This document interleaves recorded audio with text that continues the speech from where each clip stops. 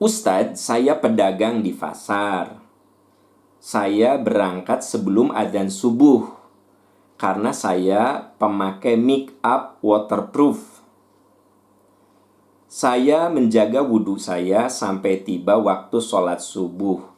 Karena kalau untuk menghapusnya dan memakainya lagi memerlukan waktu, sedang jam segitu memang lagi padat-padatnya pembeli. Apakah sholat saya sah? Ya. Oke, begini Bu. Kita kembali ke prinsip sholat. Ya. Anda lihat di dalam surat Al-Maidah ayat 6. Ya ayyuhalladzina amanu idza qumtum ilas sholati fagsilu wujuhakum wa aydiyakum ilal marafiqi wamsahu biru'usikum wa arjulakum ilal ka'bain. Apabila kamu akan sholat, fagsilu wujuhakum, basuh wajahmu, wa aydiyakum ilal marafiqi, basuh tanganmu sampai sikut. Wamsahu biru'usikum, usap kepala kamu.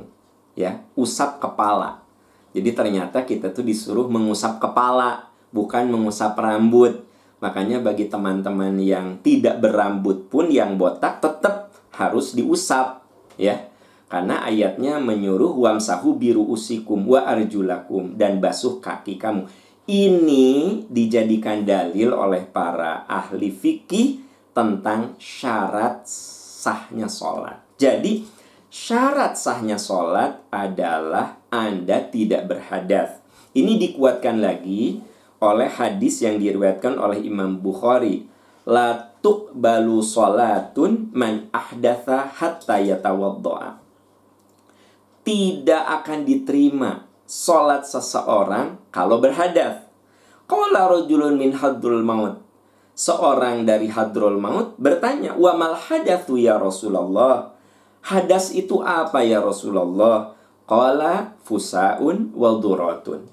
Hadas itu adalah kentut yang tidak berbunyi dan yang berbunyi. Jadi kalau ces itu fusa, kalau brut itu durat dalam bahasa Arab. Nah, ini dalil menunjukkan bahwa syarat sahnya sholat apa?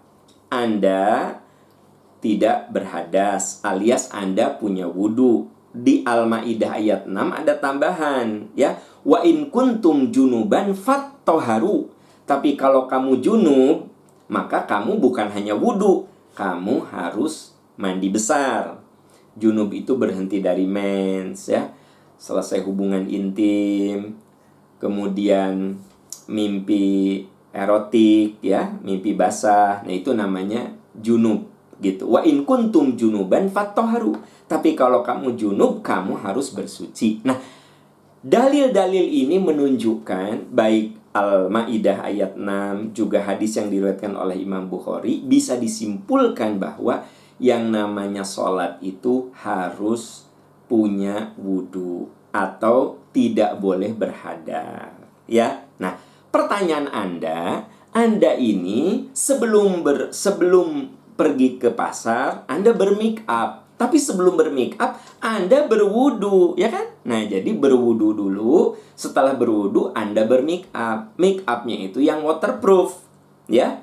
Ya tentu saja Anda memenuhi persyaratan sholat.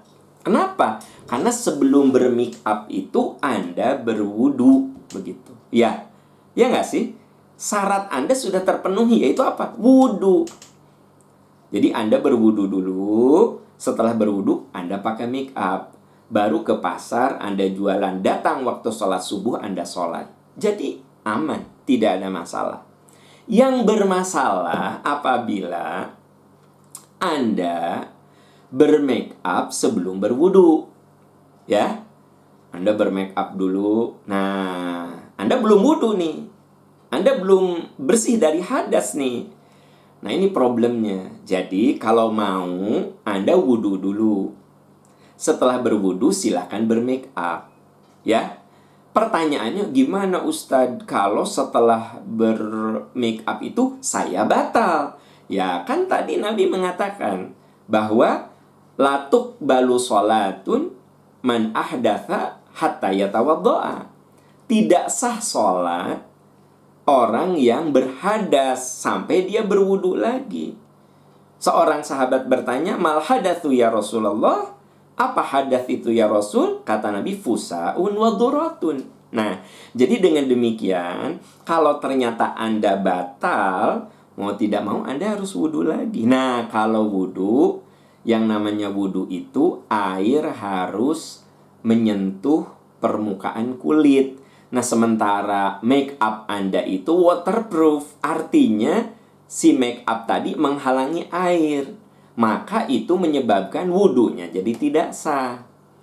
Karena Nabi SAW pernah melihat seorang sahabat berwudu, lalu bagian tumitnya segede kuku, bagian tumitnya itu, tumit kakinya, tidak kena air. Apa kata Nabi? Fawailul lil aqab. Ya, dan Nabi menyuruh sahabat itu untuk mengulangi wudunya. Artinya, apabila ada anggota wudu yang tidak tersentuh air, maka wudunya harus diulangi lagi. Nah, sekarang Anda setelah bermake up dan make upnya itu waterproof, ya, Anda batal. Nah, Anda kan harus wudu lagi kan? Nah, di sini problemnya. Jadi Anda harus bersihkan lagi make upnya untuk berwudu. Kenapa? Karena air wudu harus bersentuhan dengan kulit. Nabi mengatakan fawailul lil aqab, dan Nabi menyuruh sahabat tadi untuk mengulangi lagi wudunya. Gitu, ya. Nah, ini hal yang harus Anda perhatikan. Kesimpulannya apa? Silahkan berwudu dulu, lalu memakai make up silahkan. Nah, nanti mudah-mudahan Anda tidak batal. Tapi kalau batal, Anda harus bersihkan lagi make up waterproofnya, Anda wudu baru sholat. Ya, wallahu a'lam bissawab. Hanya Allah yang maha tahu segalanya.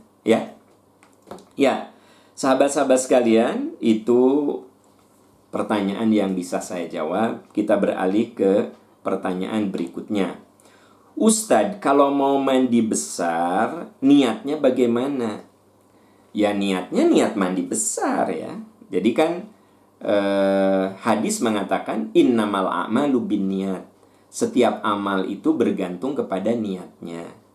Jadi nawaitu kita mandi besar. Yang namanya niat tidak harus diucapkan.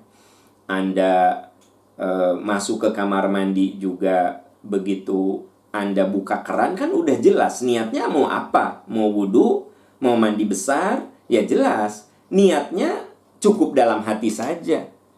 Tidak harus diucapkan an-niyatu mahalluhal qalbu. Niat itu tempatnya di hati. Jadi tidak harus, ya Allah saksikanlah aku berniat mandi besar. Sebenarnya tidak harus begitu. Ya, begitu Anda bersiap-siap mandi kan sudah jelas itu niatnya sebagai mandi besar. Dan pernah saya jelaskan di forum ini bahwa mandi besar itu standar minimalnya dari ujung rambut sampai ujung kaki kena air. Itu standar minimalnya. Tapi menurut hadis yang diriwayatkan oleh istri Nabi, ya Aisyah, beliau mengatakan Nabi itu kalau mandi besar memulai dengan membasuh tangannya. Telapak tangannya beliau basuh, lalu beliau membasuh kemaluan dengan tangan kirinya. Lalu beliau berwudu sebagaimana wudu untuk sholat, persis seperti wudu untuk sholat. Kemudian Nabi menyelat-nyelati, menggosok-gosok kepalanya. Jadi setelah berwudu, baru beliau menggosok-gosok kulit kepalanya. Ya, kalau sekarang mungkin kita bisa pakai shampoo pembersih rambut lah ya. Setelah kepala, baru seluruh badannya dan terakhir kakinya. Nah, itu urutan yang afdol sesuai sunnah Rasul ya. Tapi kalaupun tidak begitu ya sah mandi besarnya. Namun sayang sekali kan kalau kita sudah tahu urutannya, kenapa kita tidak mengikuti urutan yang dicontohkan oleh Rasulullah dalam mandi besar. Jadi niatnya cukup dalam hati saja. Nawaitunya di dalam hati. Wallahu a'lam bissawab.